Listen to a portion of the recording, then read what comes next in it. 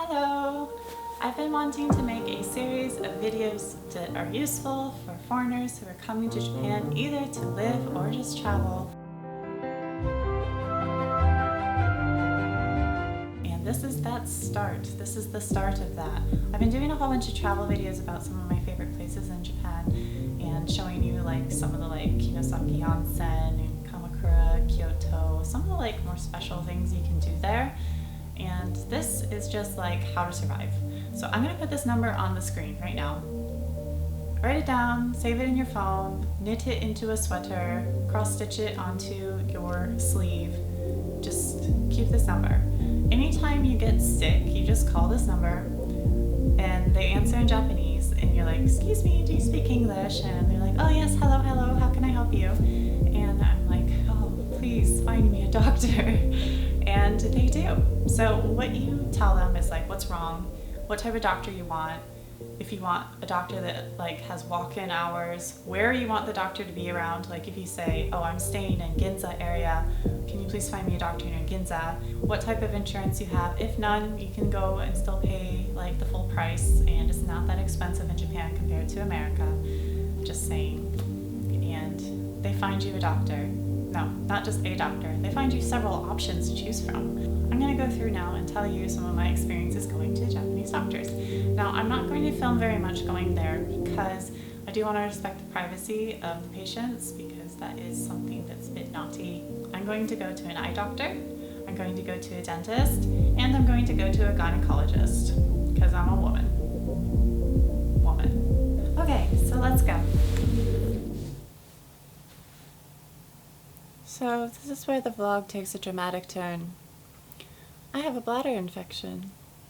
This is probably TMI, but I'm going to tell you anyways.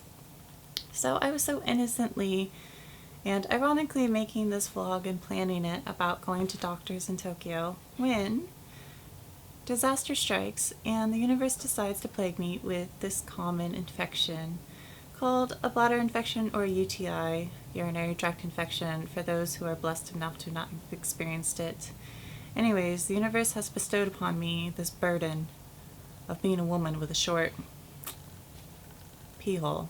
It's a very painful experience. Just imagine your bladder being full of burning acid, and you have this urge to pee almost constantly. You spend about 30 minutes on the toilet with this really bad urge to pee even after you finish peeing, and you wait about 10 minutes, and you pee another small tablespoon of piss. This piss feels like it's burning, full of glass shards, and basically tearing you on its way out. And sometimes there's even some blood in your urine. Usually the solution is go to the doctor, pee in a cup, they give you some antibiotics, and then you start to feel better in about 6 to 12 hours. Usually. However, that didn't happen this time. So, I'll explain to you later in the vlog what actually did happen. So, subscribe and keep watching. I'm at Shimbashi Square, which is really close to Shimbashi Station. My hair is looking very scary because it's raining and humid, so it's very frizzy. I found an eye doctor. And for some reason, the doctor decided to make me sit in the waiting room with these on my face for 10 minutes. It was quite embarrassing. That was interesting. So eye doctors here, it seems like they only do glasses or only do contacts. I was asking can you tell me what my contact prescription might be? And he said I should go to a contact shop. So he doesn't measure contacts, he only measures glasses. And he doesn't have any glasses. I have to go to a glasses shop. But it was nice he gave me a 50% off coupon so I can go get some new glasses. At Japanese eye doctor, it seems to be very specific. So I didn't know this, but there's no glasses there. You don't get your glasses from the eye doctor, you just get your prescription. I did a test that I've never done before, which I'm going to try to put on the screen here. Basically, it was like a C, or U, however you want to say. Probably a C, closer to a C. It was a circle with a chunk missing. Now, that circle with a chunk missing, I had to tell the doctor if it was pointing up, down, left, or right. I didn't understand the concept of what I was supposed to be telling the doctor. He kept asking me, which way? And I was like, what do you mean? I can't see it. And I really couldn't see it because I'm very blind. So I didn't even understand that I'm supposed to be talking about which direction this gap is pointing.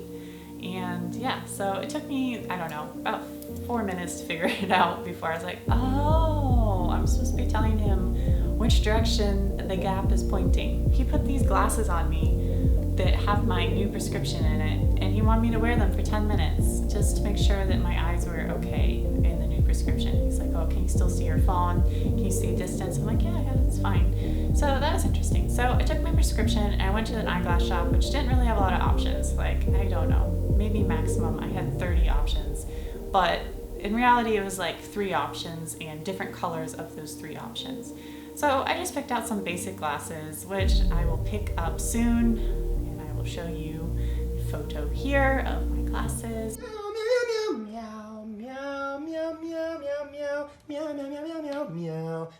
So yeah, that's the eye doctor. The dentist. The dentist.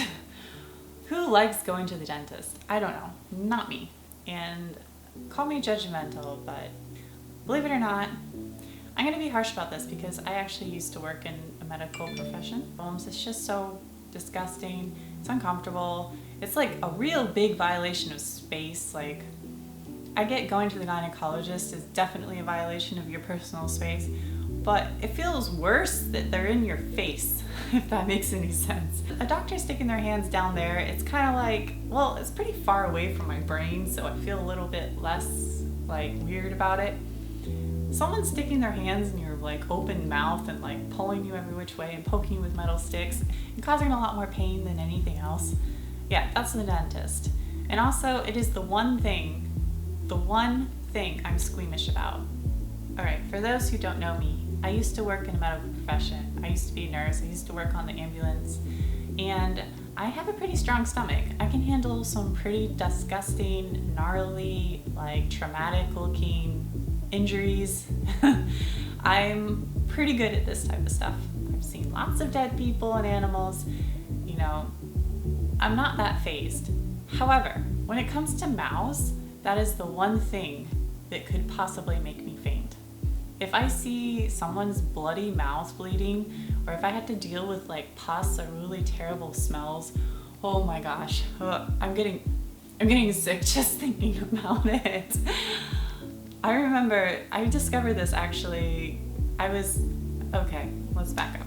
I used to want to be a veterinarian for like the majority of my life. So I started that path and I was like working at vet hospitals, and I was like on this path to veterinary school before I went to nursing. But I went to this horse clinic and I was watching this horse get its teeth floated, which is like where they file the horse's teeth down because they get too sharp sometimes or too long. And the horse is sedated, it's like hanging his mouth open and they're filing the teeth, and like I have so much empathy for that. Like I can just imagine how it feels, and the horse is drooling because it's sedated, and they're rinsing it at the same time, and this really mucousy drool and water is coming out with blood. It's stringy. Oh, I almost passed out. I was trying to hold it together so much. I was like, what's wrong with me? I was like, is the room too hot? Like, oh my goodness, what's wrong with me is what I kept thinking. And I realized that it was what I was looking at. That's what was wrong with me. Yeah, so I am weak to anything to do with the mouth, gore. I hate mouth gore. That's like my worst nightmare. I don't want to see it. I don't want to smell it. I could never be a dentist or a dental hygienist. I'll get back to the dentist situation in a moment. I'm on the way to the doctor. Look at this man's shoes. He tucks the shoelaces in so tightly that they will never come undone, unlike this woman's. I felt an urge to tie her shoes for her. I'm on my way to Tokyo Station, which you need to not go out the Marunouchi exit, but want to go to the Yaesu Central exit. And you're going to specifically head for the Daimaru Shopping Center. Once you get there, you're going to exit out of the corridor, which has the Daimaru on both sides of it, and take a left. Walk about 1 minute and you'll get to the Tekko building. After you get to the Tekko building, go down to the basement level, and you're going to walk through some double doors. Through those double doors, you're going to walk down this long corridor. After you get to another set of double doors, you're going to see the Tokyo Business Clinic on the right side.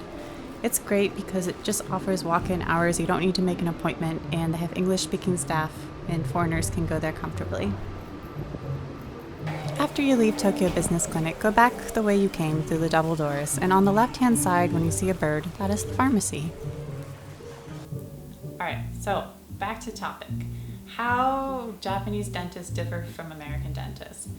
First off, yeah, you take your shoes off. At most doctors' clinics, you take your shoes off when you go in and you put slippers on, most places. So I'm shoeless, I'm in slippers, and and it's pretty routine. Like, I give them my insurance card, I go back, the dentist is with me, and the dental hygienist cleaning lady. Now normally in America, they clean your teeth first before the dentist comes in and checks, because I guess that's a courtesy for the dentist. In this case, the dentist checked first, which perfectly fine with. But, you know, he did the normal, took his metal pick, he, picked some food out that was there, put it on my chest, on the neck, and that they put around your neck, and he was, checking my teeth, and he's like, okay, everything looks fine, your gums don't, but, you know, floss more, you know, things like that. How often, how long do you brush your teeth? Normal questions. He's like, I'm going to show you how to brush your teeth properly. I'm like, okay. Now, I'm expecting American dentist style. They take a tooth model thing like this, and then they take a toothbrush and they show you on the model, how to brush your teeth. That's not what happened. So the doctor disappears around the corner like this. And he comes back with a toothbrush. So he comes back with a toothbrush like this. Its bristles are bent. It looks used, it's not in plastic. I'm upset. I'm like, okay, I'm thinking, okay, it's probably fine.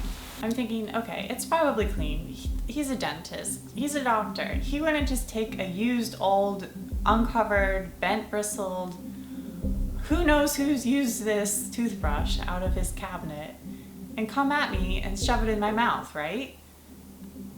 Yeah.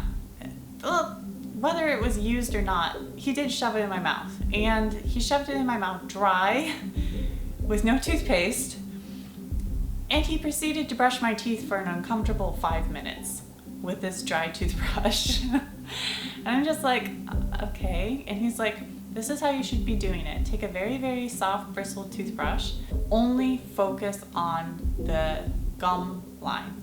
Okay. So he's brushing my teeth at this angle. Oh, this is triggering. It's triggering the memories of this uncertainty I felt of how clean this toothbrush was. This is my toothbrush, so it's actually my purse toothbrush. Because in Japan, if you're a real woman, you carry a purse toothbrush. Men, not so much, but women, office women, we definitely all carry toothbrushes in our bag to brush our teeth after we have lunch, or whenever you feel like it. It's like a Japanese culture thing that I appreciate. I appreciate this. However, I did not appreciate this doctor brushing my teeth for 5 minutes with the questionable toothbrush. I didn't know if it was clean or not, okay? So that wasn't the only thing that scared me about the cleanliness of this doctor's office. So normally when you go to a dentist office, they have that overhead light, right? But the overhead light has handles, and the handles are usually covered with plastic, but that they change in between each patient, because the doctor's going to take his gloved hand, rub it in your mouth, and then he's going to grab that light and move it around, right? So he's transferring your spit to that light handle. That's why they put plastic on it. However, not only did this light not have a plastic cover on the handles, it was really broken and hanging on by rubber bands. They wrapped rubber bands around it because the foam around it had started peeling and cracking. And I was just staring at it and how many people's spit has been collected up there? And I was just thinking, oh my gosh, I'm gonna get hepatitis or a cold or the flu. I was thinking of all the things that are potentially something I could catch that doesn't die right away when exposed to air and light. A lot of germs do die quickly like that, but when it comes to some germs, they can live on a surface for a while. And I was just thinking about it and trying not to think about it at the same time, because I didn't want to get so upset that I had to leave, because I just wanted to get my teeth cleaned. It's been a while. It's been almost 2 years. I needed to get my teeth checked and clean. Anyway, the 5-minute dry toothbrushing experience finally ends, and he's like, okay, she's gonna clean your teeth now. I'm okay. So this whole process takes about an hour, by the way, And she cleans my teeth with like a water pick, and she has the normal things in my mouth, like a suction and little water jet thing. And the water pick, like going around my gum line, that was fine. Like American dental hygienists, like they rely on their arsenal of like picks, and they go to town, like they're just picking. But she mostly used a water pick, which I kind of appreciated. But the suction, the plastic, it looked used. Like it looked like they just put this plastic suction tube in the dishwasher and call it a day. It had a thin tube like attached to the bigger suction tube, and it was probably something to do with like flow and suction or something like that. It had mold in it. I didn't feel clean. Now, I haven't seemed to have caught anything from going to the dentist, and my teeth are clean and feel great. And I did not dig this experience. Definitely, like, if I go back to a dentist in Japan, I might go to a different one, just simply because my standards of cleanliness and like transferring spit from my mouth to that handle and everyone else's spit, that's a no-no.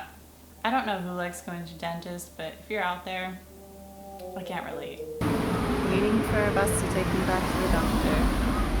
I'm on my 5th antibiotic, and I'm starting to believe I have some sort of super, probably E. coli bug that normal medication will not cure. And so I'm going to go back to this clinic I was referred to. It wasn't a hospital, it was a clinic. So first clinic referred me to a second clinic, which I thought was a hospital, and it kept saying hospital, but it wasn't. It was just like a urologist.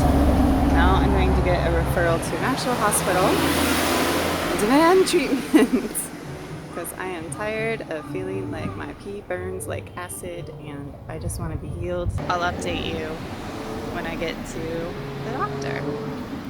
So here's the big Uniqlo combination store that I was told the pharmacy is in. And it is in fact in there, but over here is actually where the clinic was. So what I'm walking towards right now is, if you can see that AU building and the ABC building right there, it's down that street. So after you get to this AU building, you're going to take a right.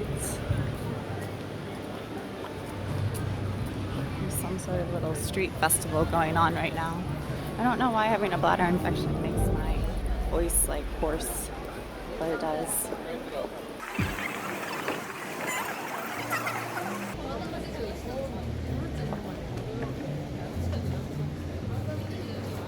And here it is on the 6th floor, right there. So yeah, you just take this elevator.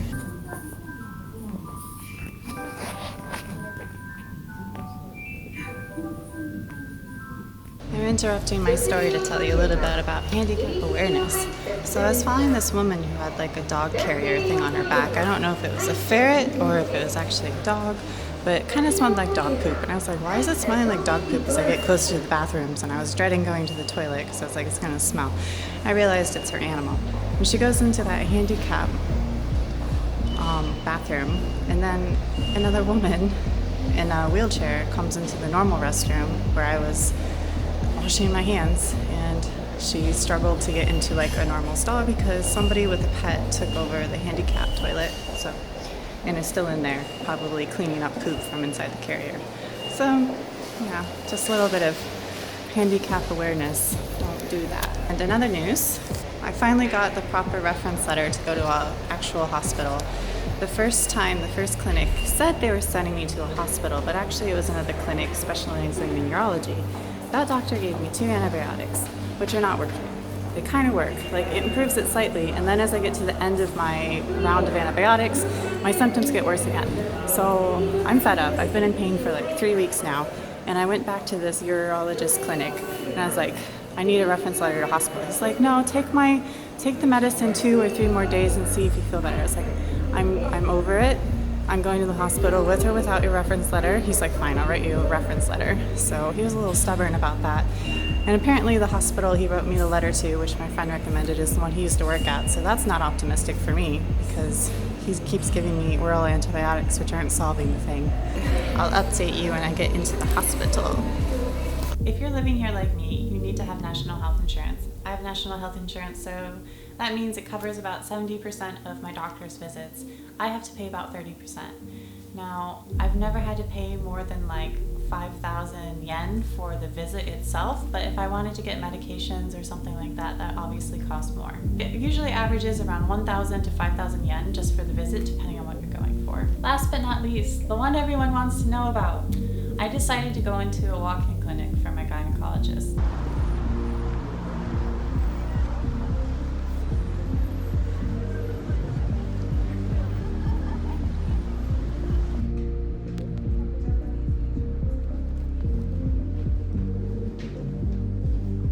If you are a woman, you might get bladder infections like I do sometimes.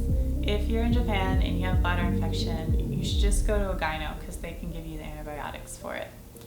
And if you just need a gynecologist because you need a checkup or you need birth control or you're worried about STDs or you want to get tested for STDs before moving on to your next partner like a responsible human being, this is where you need to go. This is what the experience is like. It is, again, usually a clinic office where you need to take off your shoes and put slippers on. And you usually pee in a cup because they will pregnancy test you against your will no matter what. That's just normal for gynos here.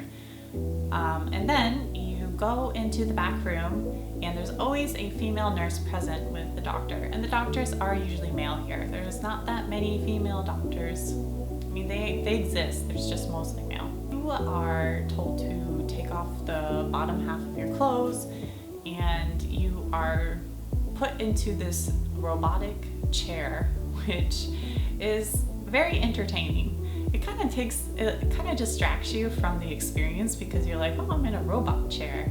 Now, normally in America and maybe other countries, women just go lay on the table and they put their feet up in stirrups like this, and that's that. This chair moves you. So you sit in the chair and then there's a curtain between you and the doctor. So you never see the doctor's face, which is kind of cool in a weird way because you don't know who's touching you and it's like they don't have to see you, you don't have to see them. It's just kind of like really like, it's just really anonymous, which I appreciate. So they do the normal things. So just like an American doctor, they're gonna like palpate you with 2 fingers. That's just normal. And then they're gonna put the speculum in you and crank you open a bit and look inside. And if they're not going to normally check your, they're not gonna usually do a pap smear unless you ask for it. If you ask for pap smear HPV test, that is something they can do. And also I noticed they don't check your breast. So American gynecologists usually do a breast exam to check for lumps. And this gynecologist does not. Just to feel around and a peek and they see if you're healthy or not. And if you want to get STD test, that is something you can do. If you want to get 6 months of birth control, it's going to cost you around 20,000 yen or about $200, $180. And the exam and the fee itself is usually around 3,000 yen, not very expensive. The scary dental cleaning actually only cost me around 4,000 yen, which is so cheap compared to being an adult in America and going into a dentist with your insurance because I don't know about you, but it just got more expensive. Like when I became an adult and off of my parents' insurance, going to the dentist got extremely expensive all of a sudden. Speaking of cost, back to my bladder drama. This is the cost of my first visit to the hospital, which included a lot of tests, and mind you, that is 70% covered by my insurance. This hospital didn't smell like a hospital, and we only had to wait about an hour to see the doctor because we had a reference letter. If you don't have a reference letter, expect to wait about 4 to 5 hours, which is not fun. So it always helps to get a reference letter from a general doctor.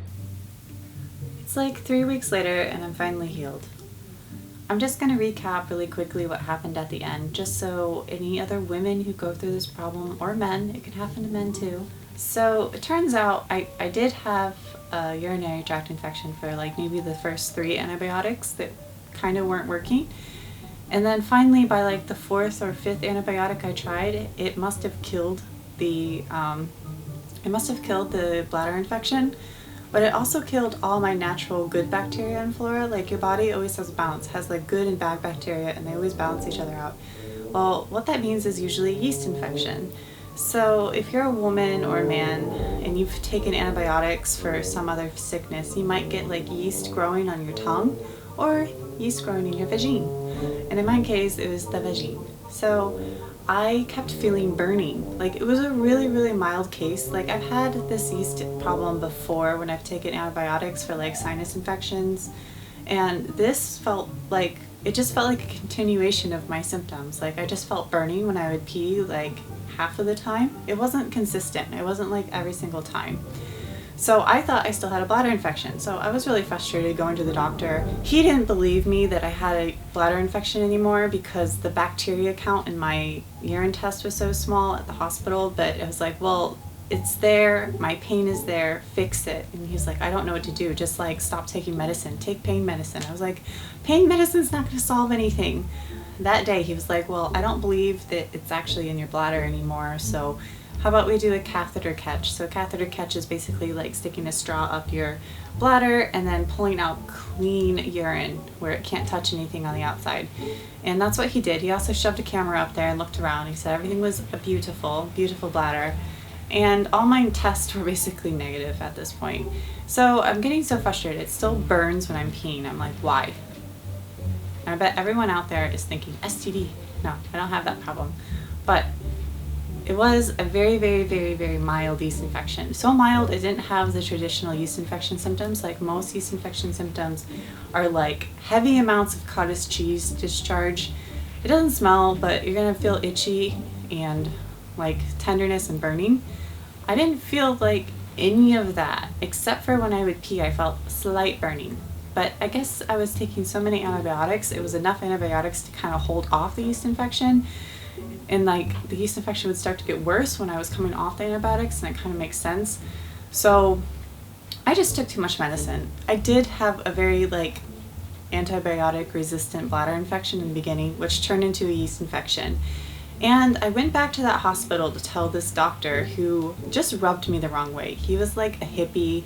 He kept blaming me. I just want you to help me solve the problem so I don't have pain anymore. I can get on with my life, because I haven't been moving for like 3 weeks. I've been in the bed sleeping 12 hours a day because there's so much pain. It's not about a language barrier. You can just tell by someone's attitude. And he, at the end, he was just like telling me to take pain medicine and like give up.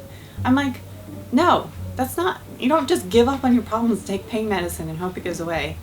And he was so, I'm disappointed because all of the male doctors I saw, I probably saw about 5 male doctors, 5 of them. And this is like, I'm not saying that female doctors are always right. I had a very like negligent female gynecologist before who was just a terrible doctor. But I went to a gynecologist clinic because I was like, this guy's not going to give me any more antibiotics. I'm just going to get my urine tested somewhere else and see if what they see. I don't trust him. And then she like looked at me and she instantly like knew it was a yeast infection. She's like, oh, you have a yeast infection. I was like, oh, that makes so much sense. Like, I was mad I didn't think of it, but I was also more mad that practicing doctors didn't think of it. Like, no male doctor along the way thought with their common sense, oh, this girl's taking a lot of antibiotics. Maybe she has a yeast infection. I didn't even tell this female gynecologist the backstory because I didn't want to confuse her with extra information. I just wanted her opinion separately. And she instantly like got the diagnosis correct. Like, as soon as she said that, it totally made sense. Like, you have a UTI, you take too many antibiotics, you get a yeast infection, and then you feel burning. Like, that makes sense. I went back to the hospital to get my records because I never want to go back to that hospital again. Like, 1, I waited 3.5 hours to get my medical records, which is just ridiculous. And 2, I just felt like both doctors gave up on me.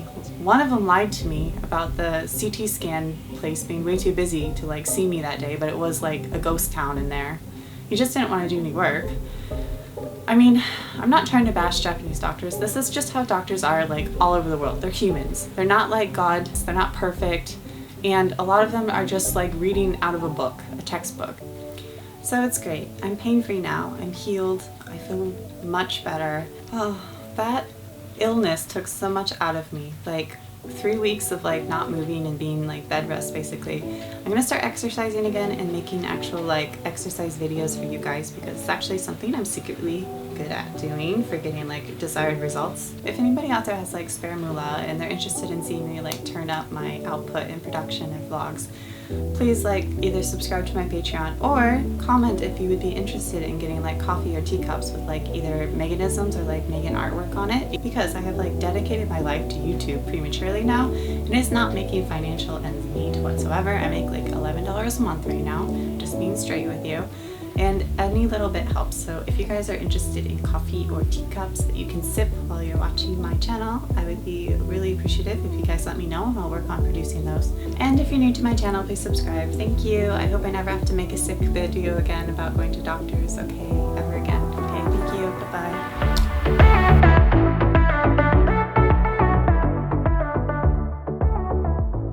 In regards to STD tests, it's very normal, like it is for doctors all over the world. They only test for 4 types, normally. So that would be HIV, syphilis, chlamydia, and gonorrhea. 3 of which are curable. HIV is not. The other 3 that they don't usually test for women is that pap smear I talked about, which is the HPV test, which again is not curable. It's manageable. And it can either cause you genital warts or it can cause like cancer, you know, cervical cancer. It's not fun. Only women can be tested for HPV and men cannot. So it's not fair, but ladies, please get tested because you can just be spreading that around to all the men you're with and then they spread it to the girls they're with and so on and so forth. And that's why it's a pandemic and 1 out of 6 people have some sort of STD.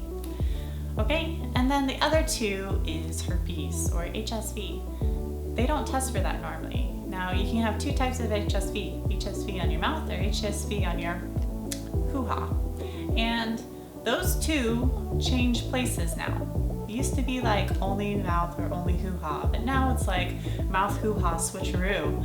And they've mutated because that's what viruses do when they hate humans. And so now the HSV virus mutates and you can get your hoo-ha on your mouth and your mouth on your hoo-ha. And when that happens, it is a terrible reaction that no one wants to go with. I don't have these things, I just know because again, I used to be nurse medical and I grew up in America and I had lots of friends that like to party and they get these hoo-ha mouth problems and then they tell me about it. So that's how I know. Okay, so yeah, you should push, I think, as a woman, as a responsible adult, please push to get all 7 tests. So you get the normal 4, which will usually not cost you very much, and then the extra 3, which might cost you a little additional, and doctors might argue with you and say, you don't need to get those. You know why they say that? Because they don't want people to panic, and almost everyone carries it now because no one tested for it before, so almost everyone carries it without symptoms. Get tested anyways because knowing is power, knowledge is power. If you know, you can like prevent spreading or take medicine to manage it. Like, just do it. Just get tested for it at least once a year. Yeah, that's my rant. Men, if you're watching, you get tested for your 6. You can't get tested for HPV, but you sure as hell can spread it. So ask your lady if she's been tested for HPV and get tested for your 6, please. Okay, thank you. Public service announcement done.